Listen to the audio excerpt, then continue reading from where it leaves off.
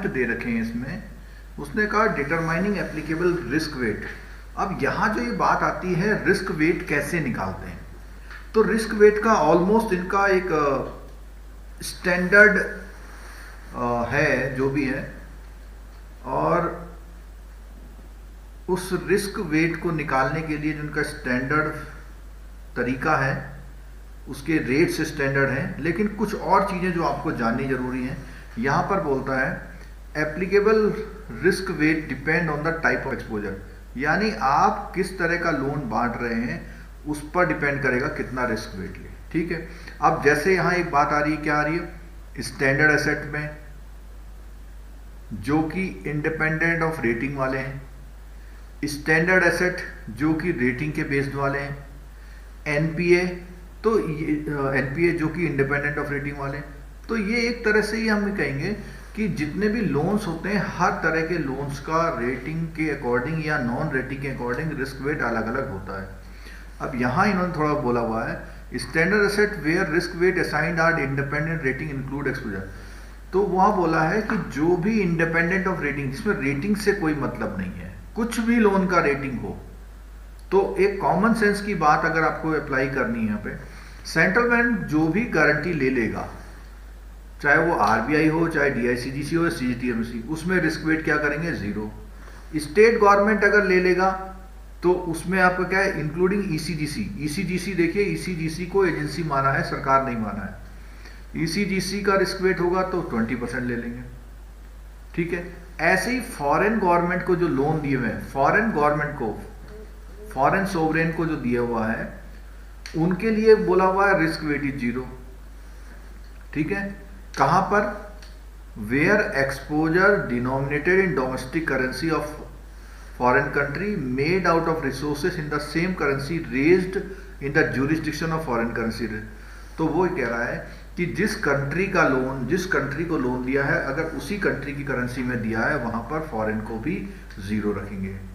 ठीक है, अब नीचे कुछ और एग्जांपल्स भी दिए हुए हैं। देखो यहां पर बुक में थोड़ी सी गड़बड़ क्या है कि इनका रिस्क वेट नहीं दिया हुआ, इनका रिस्क वेट नहीं दिया हुआ, लेकिन उन्होंने ये बताया है कि कौन कौन से ऐसे लोन्स हैं जो आपके रिस्क को अट्रैक्ट करते हैं, जैसे अनरेटेड लेकिन restructure residual, staff member of जो होते हैं स्टाफ मेंबर को लोन, वो रेजिडेंशियल प्रॉपर्टी एक्वायर करने के लिए लोन दिए हुए वो, और ऐसे कॉमर्शियल स्टेट जिसको मॉर्गेज से कवर किया हुआ है, कोई पर्सनल लोन के nature, capital market exposure, venture capital, NBFC, retail.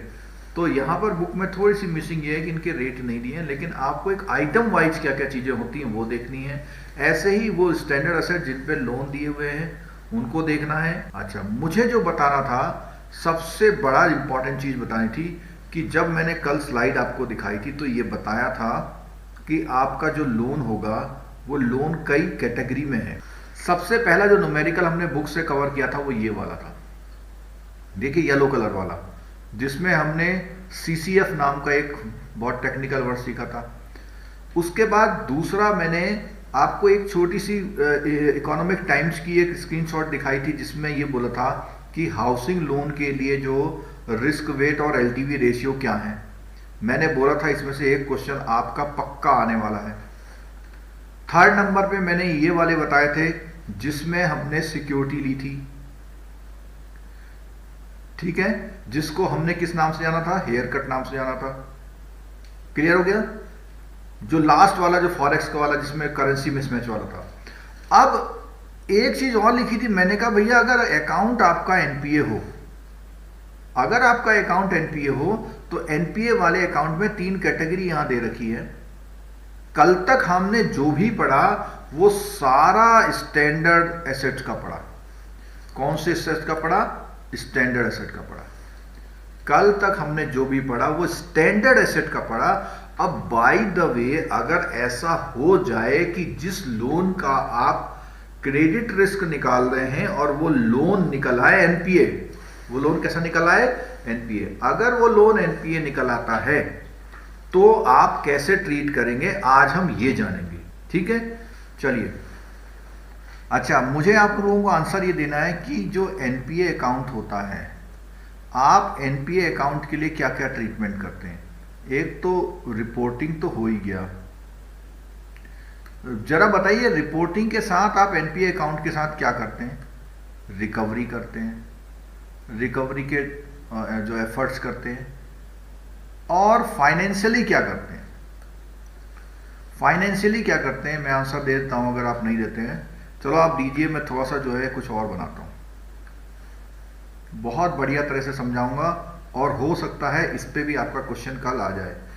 जो लास्ट ईयर वाले एग्जाम में दिए थे, जिन लोगों ने लास्ट ईयर के एग्जाम दे रखे हैं, अगर वो इस क्लास में बैठे हैं तो वो प्लीज कहीं पर भी जब मैं बोलता हूं कि ये क्वेश्चन इंपॉर्टेंट है और वो पिछले बार अगर आया है तो आप जरूर बताइएगा कि हाँ सर ये पिछले बार क्वेश्चन आया हुआ है, क्योंकि आपको भी थोड़ा रिकॉल हो जाएगा। दूसरा, उन लोगों को बेनिफिट मिलेगा जो वी डू प्रोविजन, बिल्कुल ठीक है, बिल्कुल बोल रहे हैं प्रोविजन है, बिल्कुल सही, मैंने पी लिख दिया था हिंट के लिए, सबने सही आंसर दिया है। अब इस प्रोविजन से साथ हम क्या करते हैं, ये प्रोविजन का मैंने बॉक्स बना दिया भाई, ये प्रोविजन का डब्बा बना दिया मैंने।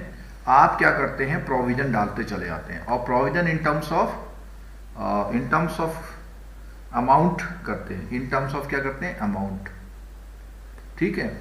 और आपको पता है कि आपके प्रोविजन का जो रेट है नॉर्मल 1525 है, 1525 पर 25 100 है, 40 100 है, 100 है, ये 3 कैटेगरी है, और लॉस में 100 और 100। कहीं पर गलती हो तो बताइएगा। प्रोविजन का मैंने चार्ट लिखा हुआ है, एनपीए का पोजीशन देख के कितना प्रोविजन करना पड़ता है, ऐसे टाइप का क्वेश्चन था। बिल्कुल बिल्कुल, बहुत बढ़िया, देखो इन्होंने बोला है, हाँ जी, तो ये करेक्ट है, बोल दिया, आप लोगों ने भी कंफर्म कर दिया। देखो ये वाला जो है वो सब स्टैंडर्ड के लिए है, ये हमारा D1 है, D2 है, और ये D3 है, और ये लॉस है, ठीक है। अब देखिए बहुत मजेदार बात बता रहा हूं, मैंने इस डब्बे में 3 सेगमेंट किए, मैंने इस डब्बे में कितने सेगमेंट किए, 3 सेगमेंट किए। पहला, इसको मैं लिखता हूं 50%, इसको मैं लिखता हूं 20%, और इसको मैं लिखता हूं 100%। ये 3 मार्क कर दिए मैंने। अब मुझे उस स्टेटमेंट पे जाना पड़ेगा जो वो बताना चाह रहा है। क्या स्टेटमेंट है, देखिए, वो ये कह रहा है all NPA account secured by residential property with a specific provision less than 20%, ठीक है, ऑफ आउटस्टैंडिंग एनपीए, एक बात बोली उसने, ठीक है। दूसरा बोलता है NPA secured by residential property, specific provision 20% और मोर बट लेस देन इतना, और तीसरा बोलता है 50% और मोर आउटस्टैंडिंग एनपीए। यही 3 कैटेगरी मैंने बताई। मैंने बोला, पहला बोला जिसमें 20% का प्रोविजन है, दूसरा बोला जिसमें 20 से 50 तक है, और तीसरा बोला कि जिसमें 50 और मोर है, ठीक है। तो इसको देखिए वहां पर, फिर एक्सप्लेन करते हैं यहाँ पे। तो यही बोले, उसने बोला एक तो उसके नीचे ले आया, एक लाया यहां से लेकर के यहां तक, और एक लाया है यहां से लेके यहां तक। इसको समझ लीजिएगा, यानी पहला वाला 20 को टच नहीं कर रहा है, ए ब्लॉक जो है, दूसरा वाला जो है 20 को टच करते 50 को टच नहीं कर रहा, और तीसरा वाला ब्लॉक है 50 और अबव। तो आपका प्रोविजन किसी अकाउंट में कितना है उसको देखते हुए रिस्क वेट आप लगाएंगे, उसको देखते हुए आप रिस्क वेट लगाएंगे। और ये क्या पढ़ रहे हैं हम, अगर अकाउंट हमारा एनपीए, क्योंकि अभी तक हम पढ़ रहे थे जो भी हमारे क्रेडिट रिस्क निकाल रहे थे वो पढ़ रहे थे जिसमें हमारे अकाउंट स्टैंडर्ड हैं। यहां हम पढ़ रहे हैं वो अकाउंट जो आपका एनपीए अकाउंट है। अब थ्योरी पे आइए जरा फिर दोबारा से, पिक्चर समझ में आई, पिक्चर समझ में आ गई आपको। यहां अगली बात करता है NPA fully secured by land and building and plant and machinery with specific provision of 15%। तो ये जो कैटेगरी बताई उसने रेजिडेंशियल के लिए बता दी।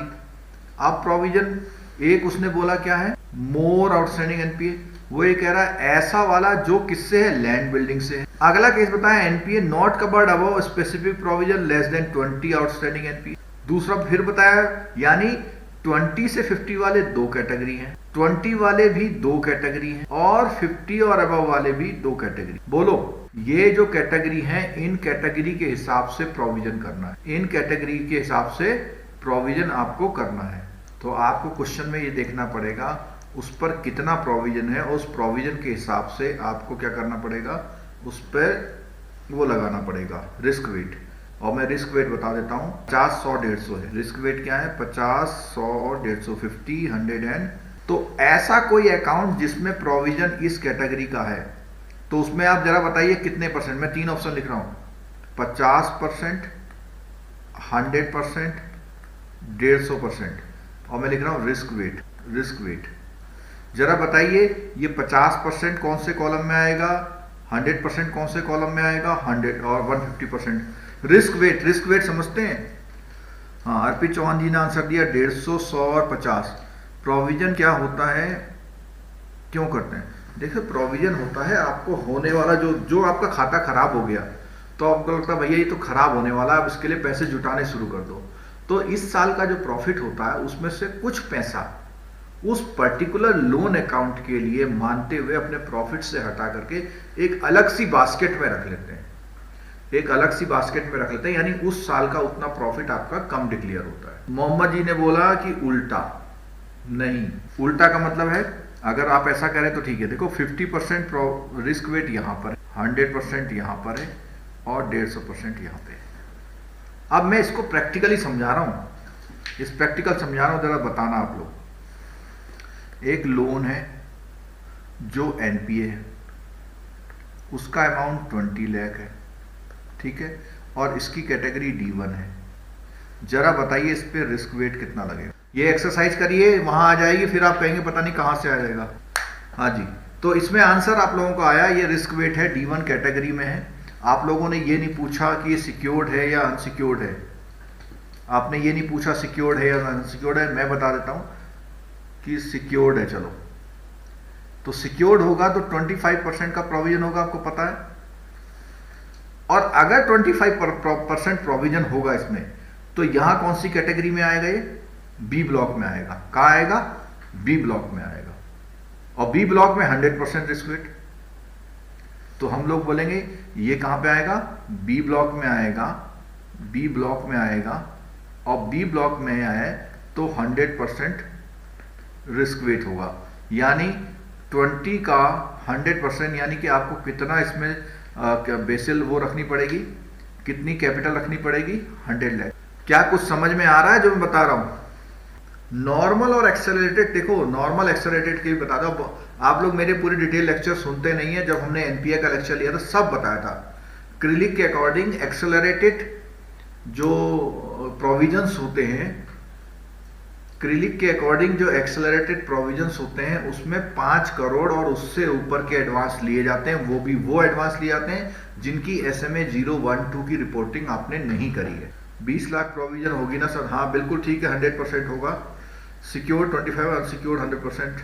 लास्ट कैलकुलेशन ये है कि देखो ये जो बी ब्लॉक में है, क्योंकि ये देखो ये थे ना 3 डब्बे, 1 2 3, तो ये यहां आ रहा है, तो यहां वाले में हमने कितने % का रिस्क वेट बताया, 100 का। नीचे वाले में कितना बताया, 150। ऊपर वाले में कितना बताया, 50 का। अच्छा चलो दूसरा केस देता हूं कि यही आपका लोन हो जाए सब स्टैंडर्ड कैटेगरी का हो जाए। कौन सी कैटेगरी का हो जाए? अगर ये लोन सब स्टैंडर्ड कैटेगरी का हो जाए, अगर ये लोन आपका सब स्टैंडर्ड कैटेगरी का हो जाए, तो उस कंडीशन में बताइए कितना रिस्क वेट लगेगा। ठीक है, इसमें जानना हमको जरूरी है कि सिक्योर्ड है या सिक्योर्ड है। अगर ये सिक्योर्ड है, अगर ये सिक्योर्ड है तो 15% प्रोविजन, और अगर ये अनसिक्योर्ड है तो 25% प्रोविजन। और अगर 25% प्रोविजन हमारे पास है तो रिस्क वेट 100% है, और अगर 15% है हमारे पास तो रिस्क वेट 150% है। ठीक है, कुछ समझ में आया? जो ये वाली कैटेगरी है, पहली वाली कैटेगरी है, पहली वाली कैटेगरी के लिए 20 से लेस है तो 150% है, और दूसरी कैटेगरी के लिए है 100%, और तीसरी कैटेगरी के लिए है 50%। रिस्क वेट आपकी बुक में नहीं लिखा हुआ लेकिन मैंने लिख दिया। ठीक है, चलो आगे आ जाओ। अब आती है बात गारंटी की। कहता है अगर कोई लोन गारंटी से कवर है, देखो सिक्योरिटी और गारंटी अलग अलग चीजें हैं। स्क्रीन आ गई, देखो इसको फिर बता दे रहा हूं। अगर ये जो पहला वाला केस है 20% वाला, 20% वाले के लिए जो रिस्क वेट है वो 150% है, सेकंड वाले के लिए रिस्क वेट 100% है और थर्ड वाले के लिए जो रिस्क वेट है वो 50% है। ठीक है, हाँ, बाकी कैलकुलेशन आप कर लीजिएगा। चलो, मैं बात कर रहा था कि अब ऐसे केस की बात करेंगे जो गारंटी वाले केस हैं। क्या है? ये भी क्वेश्चन है, छोटे छोटे क्वेश्चन है, बहुत इंपॉर्टेंट, छोटे छोटे क्वेश्चन है, बहुत इंपॉर्टेंट और बहुत ही आसान, और बहुत ही आसान है। क्या है कि आपने गारंटी कितनी ले रखी है भाई? जैसे आपने सिक्योरिटी ले रखी थी, यहां पे गारंटी ले रखी है, तो इस गारंटी में आप देखिए फॉर्मूला क्या है, 1 माइनस HFX इंटू MF, जो बिल्कुल हमने क्वेश्चन किया था बिल्कुल वैसा ही है। कैसा? इसमें जो है बताया हुआ है, उसने कहा जो आपकी गारंटी है, जो आपकी गारंटी है, उस गारंटी में 1 माइनस HF, यानी अगर आपका करेंसी मिसमैच है तो 8% गारंटी कम कर देंगे आप। जैसे मान लिया आपने लोन डॉलर में दिया हुआ है, आपको गारंटी रुपीज में मिली हुई है, गारंटी किस में मिली हुई है? इक्विवेलेंट रुपीज में मिली हुई है, तो आप उस गारंटी को 8% कम मान लेंगे, यानी बाकी आपका अनसिक्योर्ड आ जाएगा। मैच्योरिटी फैक्टर का फॉर्मूला है small t minus 0.25 upon capital T minus decimal 25, small t minus 0.25 और ये रिवाइज हो जाएगा आपका कैपिटल T माइनस 0.25। ये मैच्योरिटी मिसमैच का फॉर्मूला है भाई, ये मैंने यहाँ पे टाइप भी कर दिया। ठीक है, यहां बोलता है गारंटी वाले के पूछता है the guaranteed portion is to be considered, the guaranteed portion is to be considered, guaranteed portion is to be assigned risk weight in accordance with the rating of the guarantor if the rating guarantor, देख लो ये question फिर numerical में आ जाएगा।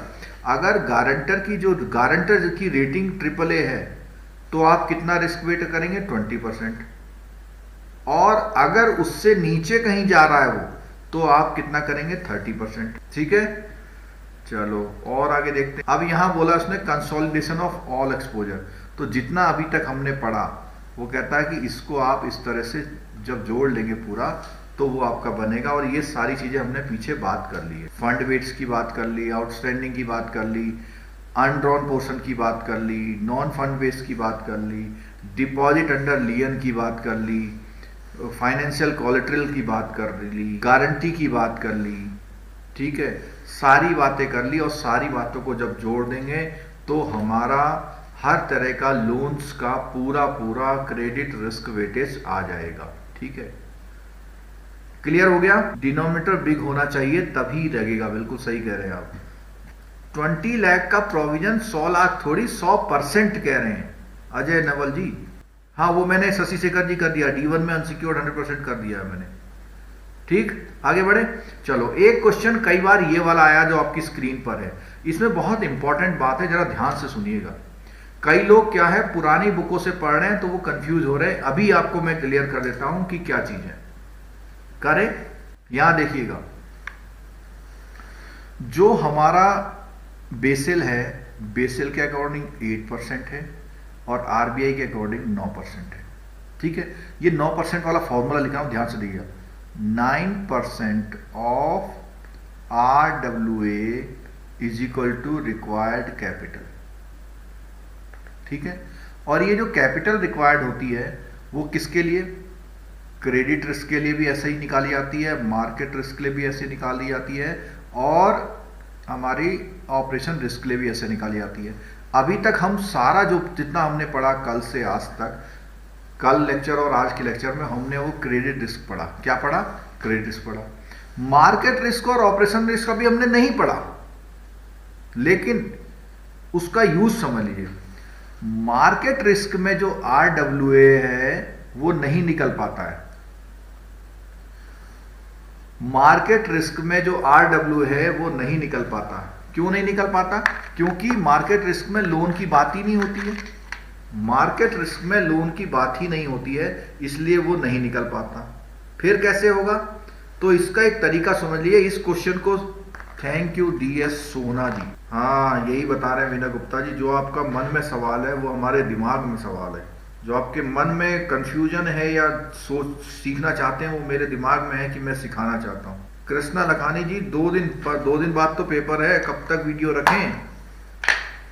चलो देखिएगा ध्यान से कि मार्केट रिस्क में आरडब्ल्यूए, ऑपरेशन रिस्क में आरडब्ल्यूए कहां से आएगा भाई? ए का मतलब क्या होता है? एसेट। एसेट का मतलब क्या होता है? लोन्स एंड एडवांसेस होता है एसेट। और जब मार्केट रिस्क और ऑपरेशन रिस्क निकाल रहे हैं, जरा आंसर दीजिए, मार्केट रिस्क कहां पे निकलता है और ऑपरेशन रिस्क कहां पे निकलता है? फर्स्ट लेक्चर में हमने बताया था। आंसर करिए। बिल्कुल सही आंसर आया, मार्केट रिस्क इन्वेस्टमेंट में होता है, बिल्कुल सही आया। ऑपरेशन रिस्क कहां होता है? ऑपरेशन रिस्क होता है लास्ट 3 ईयर के। अब जिसने पहला लेक्चर नहीं देखा उसको तो हवा हवा लगने वाला है, लास्ट 3 ईयर की इनकम पे। ठीक है, तो आप देखिए कि जब हमारे पास एसेट तो यहां पर हैं, तो एसेट से तो हम आरडब्ल्यूए निकाल सकते हैं, और मार्केट रिस्क के आरडब्ल्यूए उल्टे निकलते हैं, ऑपरेशन रिस्क के आरडब्ल्यूए उल्टे निकलते हैं। फॉर्मूला यूनिवर्सल है। फॉर्मूला क्या है? यूनिवर्सल है कि 9% ऑफ आरडब्ल्यूए, 9% ऑफ आरडब्ल्यूए। मेरी बात को बहुत ध्यान से सुनिएगा। हो सकता है आपको दिक्कत हो समझने में, हो सकता है आपको प्रॉब्लम हो समझने में, लेकिन कंसंट्रेट हो जाइए जरा। मैं ये कह रहा हूं कि आपको जब भी क्वेश्चन एग्जाम में आएगा, अगर क्रेडिट रिस्क का क्वेश्चन आएगा तो आप ये डार्क ब्लू वाला निकालेंगे। अगर मार्केट रिस्क का आएगा तो भी आप डार्क ब्लू वाला निकालेंगे। इसका मतलब क्या है? आपका आंसर कैपिटल आएगा, जो फॉर्मूला इन्होंने बेसिल ने समझा रखा है। ऐसे ही ऑपरेशन रिस्क के लिए निकालेंगे तो आपका ब्लू वाला कैपिटल आएगा, आरडब्ल्यूए नहीं आएगा। अब मैं इस फॉर्मूले को रिवर्स कर रहा हूं, जब ध्यान से दीजिए, ध्यान से देखिए क्या कर रहा हूं मैं कह रहा हूं कि एम आर मार्केट रिस्क का RWA is equal to capital divided by 9% is equal to capital divided by point. ऐसे ही मैं इसका निकालता हूं, ओ आर का RWA is equal to capital divided by 0.09। भैया कोई भी एक बच्चा समझ गया हो तो बता दो, मैं थोड़ा सा बहुत मोटिवेटेड हो जाऊंगा। ये फॉर्मूला कैसे बना इसको समझाना चाह रहा हूं मैं। यानी कि हमारे पास जो भी बुक है जिससे भी हम स्टडी कर रहे हैं उसमें क्या कर रखा है? 0.09 से डिवाइड कर रखा है। किसी किसी बुक में 0.08 से डिवाइड कर रखा है, तो वो भी बता देता हूं मैं। अगर आप एच पर आरबीआई ले रहे हैं तो ये है, अगर आप एच पर बेसेल लेते हैं तो आपके यही 8 की जगह कितने, 9 की जगह कितने परसेंट हो जाएंगे? 8। तो आपका वो फॉर्मूला जो हो जाएगा 0.08 हो जाएगा। क्लियर? हाँ बिल्कुल उल्टा काम किया है, सिंपल मैथमेटिक्स है। बिल्कुल पार्थ जी बोल रहे हैं बेसिल का क्वेश्चन होगा। जनक कुमार जी ये वीडियो जो है लाइव रहेगा 12 घंटे के लिए, आप चेक करने की कोशिश करिएगा। ठीक है, तो अब मैं थ्योरी पे आ रहा हूं। मैंने अपना काम समझा दिया, अब थ्योरी पे आ रहा हूं। थ्योरी का मतलब आपकी बुक पे आ रहा हूं। आप बुक में एक लाइन को बहुत कंसंट्रेट करिए। वो कहता है, सुन लीजिएगा, वो कहता है capital charge for market risk of capital charge for operation risk is converted into equivalent risk weighted asset dividing by 0.09। ठीक है, यानी आपको दिया क्या है? हमेशा ध्यान रखना। अब एक क्वेश्चन पे गौर करिए, ये क्वेश्चन पे गौर करिए। हो सकता है कल आपका 1 नंबर का क्वेश्चन आ जाए, परसों। 8% डिपेंड करेगा क्वेश्चन पे। क्वेश्चन क्या आ रहा है उसे सोचना पड़ेगा, आपको क्वेश्चन समझना पड़ेगा। पार्थ जी बोले ये भी क्वेश्चन आया। चलो कौशिक जी को भी सुने, बहुत दिनों से उनके मन में बोझ। अरे ब्लू जैकेट में तो मस्त लग रहा है, लेकिन ठंड भी तो लग रही है। चलिए जी, हाँ ये क्वेश्चन मैं करा रहा हूं। पिछले बार ये क्वेश्चन एक आध बार आया हुआ, समझ लीजिएगा क्या है। देखना क्वेश्चन में गिवन क्या है। क्वेश्चन में गिवन है क्रेडिट रिस्क का तो आरडब्ल्यूए गिवन है, कैपिटल चार्ज मार्केट रिस्क का कैपिटल चार्ज गिवन है, ऑपरेशन रिस्क का कैपिटल चार्ज गिवन। बोलिए तो क्या करेंगे हम? इस लाइन को डिवाइड करेंगे किससे? 0.09 से। किससे डिवाइड करेंगे? 0.09 से डिवाइड करेंगे। ऐसे ही इसको भी 0.09 से डिवाइड करेंगे। देखिए ये कर रखा है। और डिवाइड करने पर ये क्या चीज बन जा रही है? कैपिटल चार्ज को आरडब्ल्यूए में कन्वर्ट करने का एक तरीका है। कैपिटल चार्ज को आरडब्ल्यूए में कन्वर्ट करने का तरीका है, जबकि क्रेडिट रिस्क का सीधे सीधे आरडब्ल्यूए है। तो अगर आप इसको ऐड करते हैं तीनों को, तो अब ये टोटल RWA हो गया। क्या हो गया? टोटल RWA हो गया। ठीक है। क्वेश्चन में कहा था कि किसी की टीयर 1 कैपिटल 1400 करोड़ है और टीयर 2 कैपिटल 1200 करोड़ है। इस कंडीशन में पूछा था उसकी जो परसेंटेज बताओ। उसने कहा what would be the tier 1 करार और टोटल करार। तो टीयर 1 करार का फॉर्मूला, जितनी टीयर 1 कैपिटल है, टीयर 1 कैपिटल कितनी दी है? 1400। आप उसको डिवाइड करेंगे किससे? 1400 कैपिटल है, आप उसको RWA जो आपका है वो कितना है, ये किया हुआ है। ये देखो, मैं लिख नहीं रहा हूं, यहां पे किया हुआ है। देखो, टीयर 1 करार निकाल रखा है ये लाइन में, तो कितने परसेंट निकल के आई? इतना। आप इसको इंटू 100 भी कर लीजिए। और टोटल करार कितनी निकल के आई? टोटल करार में कितना ले लेंगे आप? 2600 ले लेंगे। भैया ये समझ में आया? नहीं, कैपिटल चार्ज तो सभी की है शशि शेखर जी, कैपिटल चार्ज तो तीनों है, लेकिन क्रेडिट रिस्क का कैपिटल चार्ज RWA से निकलता है। मार्केट और ऑपरेशन रिस्क का सीधे कैपिटल चार्ज निकलता है, उसको उल्टा करना पड़ता है। आज कोशिश हम करेंगे क्रेडिट रिस्क को पूरा कर दें। आज मैंने इसीलिए जो है क्लास आपकी जल्दी शुरू कर दी थी।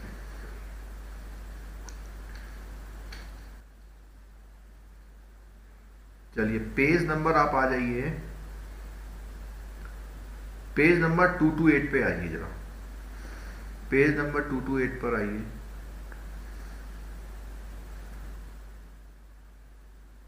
पेज नंबर 228 पर आ जाइए प्लीज।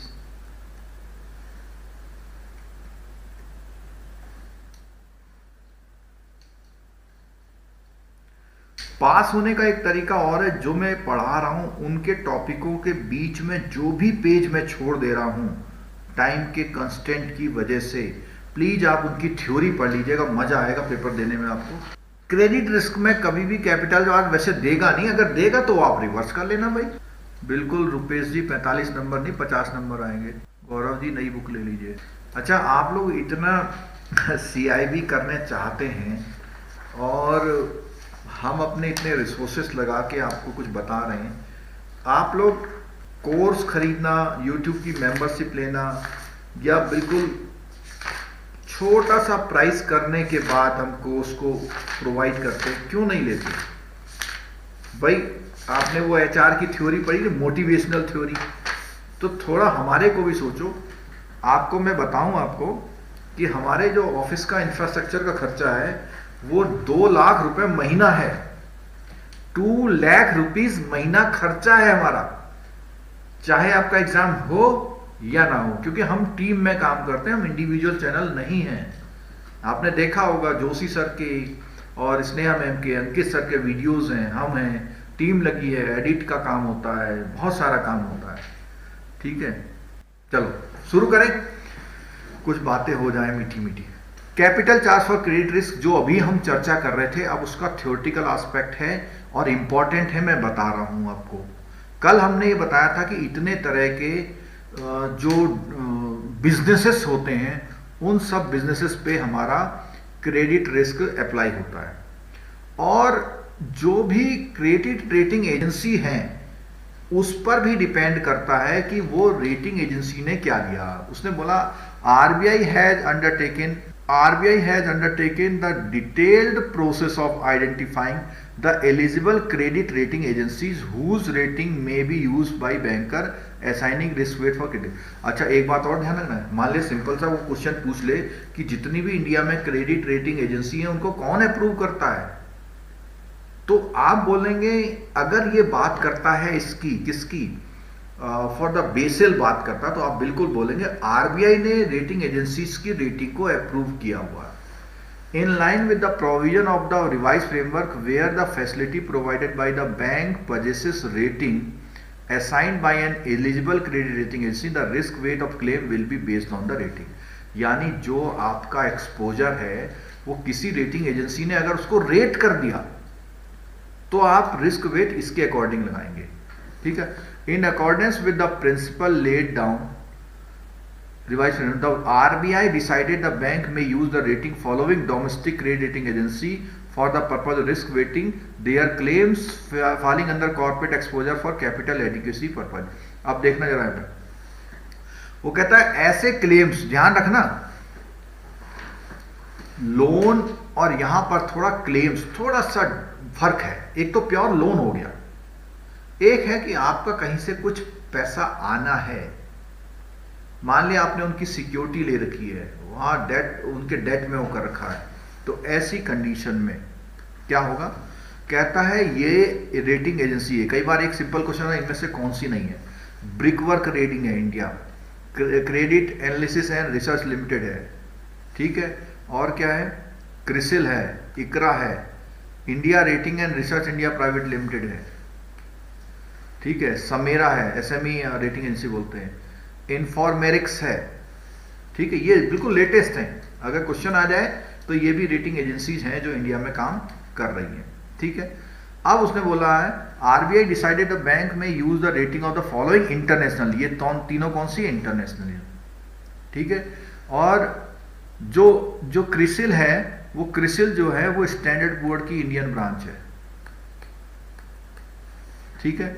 ऐसी फिच है, फिच इंडिया की है, मूडी है, तो इनको भी लेना है, ठीक है। अब इनका यूज कहां पर होगा भैया, इनका यूज होगा जो आईआरबी रेटिंग बेस्ड अप्रोच वाले जो मेथड थे, अगर आपको ध्यान आ रहा है, हमने अभी मैं बताऊं आपको, जो हमने कल से और आज तक न्यूमेरिकल किए वो कौन सी अप्रोच से किए, बिल्कुल सही आंसर आ गया, स्टैंडर्ड अप्रोच से की। यहां आईआरबी अप्रोच की डिस्कशन आ गई है, ठीक है। अगर आईआरबी अप्रोच की डिस्कशन आ गई है तो जब हम बेसिल को शुरू कर रहे थे तभी हमने बता दिया था कि हमारे पास जो अप्रोचेज होती हैं वो 3 तरह की अप्रोचेज होती हैं।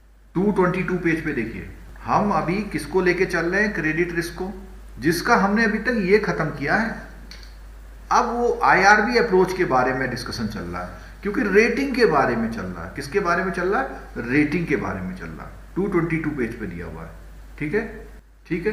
तो आईआरबी में बोलता है one of the most innovative aspect of the new accord का मतलब बासिल थ्री में, IRB approach to measure the capital requirement credit, the IRB approach offers the following 2 option, पता ही आपको, एक फाउंडेशन वाली है और एक एडवांस वाली, ठीक है।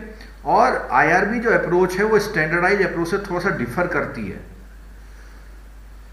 To the extent of banks internal assessment of की risk parameter serve as primary input of capital calculation. यानी जो ये दोनों अप्रोच हैं उसमें इंटरनल से ज्यादा काम नहीं है, स्टैंडर्डाइज में अपना इंटरनल कर रहे थे। Since the approach is based on the bank internal assessment, the potential for more risk sensitive capital requirement is substantial. यानी अगर आप इंटरनल मेथड से कर रहे हैं तो आपको कैपिटल की रिक्वायरमेंट जो है वो जरूरत से ज्यादा हो सकती है। अब आईआरबी के कुछ फीचर दिए हुए हैं, मैं आपको फिर बता रहा हूं कि ये बहुत इंपॉर्टेंट 2 पेज हैं अगले, ये 2 पेज बहुत इंपॉर्टेंट है, थ्योरी में से 1 मार्क पक्का है केवल 5 मिनट में, बहुत ध्यान से समझ लीजिएगा। तो मैं कह रहा था कि ये जो अप्रोच है IRB approach, capital requirement of each exposure directly before computing the risk weighted asset, क्या बोलता है, कहता है capital charge computation is a function of the following parameter. अभी किसी ने पूछा था क्या क्रेडिट रिस्क में डायरेक्ट जो है कैपिटल चार्ज होगा, तो ये बोला कैपिटल चार्ज कंप्यूटेशन अगर होगी तो इस बेस पे होगी। ये 4 जो लाइनें लिखी हैं आपका कल आने वाला परसों क्वेश्चन है, वो क्या कहेगा, सिंपल ऐसा भी बोल सकता है एलजीडी का मतलब बताओ, ईएडी का मतलब बताओ। अब क्या होता है, जो अच्छी तरह पढ़ता है वो पास हो जाता है, जो अच्छी तरह नहीं पढ़ता वो हमारी क्लास में बैठ रहा है और मतलब पिछले बार अगर उसने एग्जाम दिया तो वो बता नहीं पाता है कि कौन सा क्वेश्चन आया था, क्योंकि पिछले बार उसने अच्छी तरह नहीं पढ़ा था, और अच्छी तरह पढ़ता तो पास हो जाता, फिर अगली बार हमारी क्लास में नहीं आता। तो हमें ऐसे लोग भी चाहिए जो बताएं कि हाँ ये चीज आई थी। देखो पार्थ जी बोल रहे इसका 1 मार्क का सम था, देखो बिल्कुल काम तमाम कर दिया। चलो अब बोल रहे हैं प्रोबेबिलिटी एट डिफॉल्ट, कितने फंक्शंस हैं, ये फॉलोइंग पैरामीटर है, कहता है कोई भी लोन है उसमें डिफॉल्ट होने की प्रोबेबिलिटी क्या है, 1 पॉइंट। दूसरा बोलता है लॉस गिवन द डिफॉल्ट, यानी उस डिफॉल्ट से कितने का लॉस हुआ। फिर बोलता है एक्सपोजर एट डिफॉल्ट, यानी जो डिफॉल्ट है वो ओवरऑल कितना है। देखो बहुत ध्यान से समझिए भैया, पहला बोलता है प्रोबेबिलिटी क्या है। उसने कहा साहब ये लोन 80% उम्मीद है, चांस है कि 80% खराब होने के चांस लग रहे हैं। 80% चांसेस किसके हैं, खराब होने के। दूसरे में बोलता है जब वो खराब हो गया तो उसने 5 लाख का नुकसान दे दिया। तीसरा बोलता है अगर डिफॉल्ट हुआ, डिफॉल्ट होने का मतलब लॉस होना नहीं होता है, ध्यान रखना। डिफॉल्ट होने के बाद भी रिकवरी आ सकती है।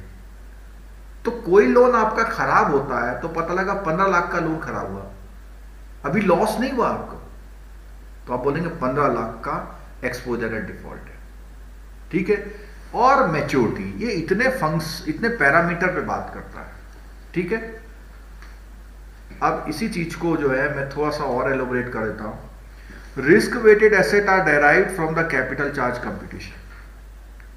क्या बोला इसने, इसी चीज को डिफाइन कर रहा हूं मैं। बोलता है प्रोबेबिलिटी ऑफ डिफॉल्ट क्या होती है, which measures the likelihood that borrower will default, मतलब एक लाइकलीहुड है ये। दूसरा बोलता है लॉस गिवन डिफॉल्ट, उसने बोला कितना प्रोपोर्शन नुकसान में चला गया। तीसरा एक्सपोजर बोलता है which the loan commitment measures the amount of the facility that is likely to be drawn in the event of default. बोलता है एक्सपोजर एट डिफॉल्ट का मतलब क्या है, which for loan commitment measures the amount of facility that is likely to be drawn in the event of default. और तीसरा बोलता है which measures the remaining economic maturity of the exposure. ठीक है भैया, कुछ थ्योरी सा मामला है, आपके में से न्यूमेरिकल नहीं है, लेकिन 1 मार्क्स का पक्का क्वेश्चन है। चलो नेक्स्ट पेज में आइए। और जो आपका क्वेश्चन है वो क्वेश्चन वहां से और यहां से है पक्का। मैं बताता हूं, कई बार क्वेश्चन ये आया हुआ है, कई बार क्वेश्चन ये आया हुआ और कई बार क्वेश्चन ये आया हुआ है। बताता हूं मैंने 2 अप्रोच है यहां पे, हैं फाउंडेशन वाली और एडवांस वाली। कहता है प्रोबेबिलिटी ऑफ डिफॉल्ट का जो केस होगा उसको दोनों केसेस में बैंक कैलकुलेट करता है।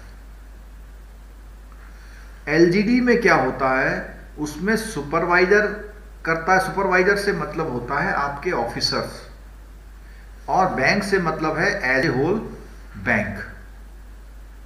यानी एलजीडी जो फाउंडेशन अप्रोच में आपका फील्ड अफसर कह देगा कि साहब जो लोन है, जो लॉस है वो लॉस 5 करोड़ का हो गया।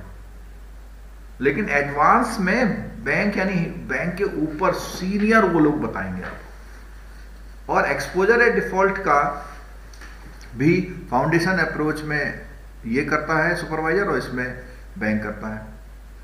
मैच्योरिटी वाली बात है, बैंक और सुपरवाइजर कोई भी कर सकता है, इसमें बैंक करता है। रिस्क वेट कौन होता है, function provided by the committee. अब रिस्क वेट कौन कैलकुलेट करेगा, कमेटी का मतलब बेसल कमेटी, और इसमें भी बेसल कमेटी, मतलब ना बैंक की चलेगी ना सुपरवाइजर की, कमेटी बताएगी। डेटा रिक्वायरमेंट बहुत इंपॉर्टेंट, मैं बार बार बोल रहा हूं, ये क्वेश्चन आ सकता है। हो सकता है कि इस आज की क्लास का यही एक फायदा मिल जाए आपको।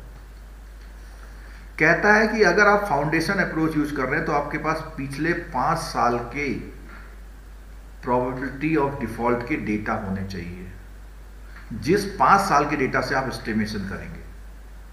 लेकिन एडवांस में बोलता है, कहता है कि historical loss data of estimate LGD 7 year, यानी पिछले 7 साल में कितना कितना लॉस हुआ है। इसका मतलब ये हुआ एडवांस आईआरबी आने के लिए उन बैंकों को 7 साल तो उसका इंतजार करना पड़ेगा जब वो शुरू करेंगे। And historical exposure data to estimate EAD plus that for PD estimation. तो पीडी एस्टिमेशन के लिए कितना है, 5 साल। ठीक है, historical exposure data to estimate EAD 7 years plus that of PD. Clear है। For retail exposure only, advance IRB prescribed where obviously the maturity parameter is omitted. Securitization provision and special lending have been accorded special treatment. तो class में रहे, thank you very much.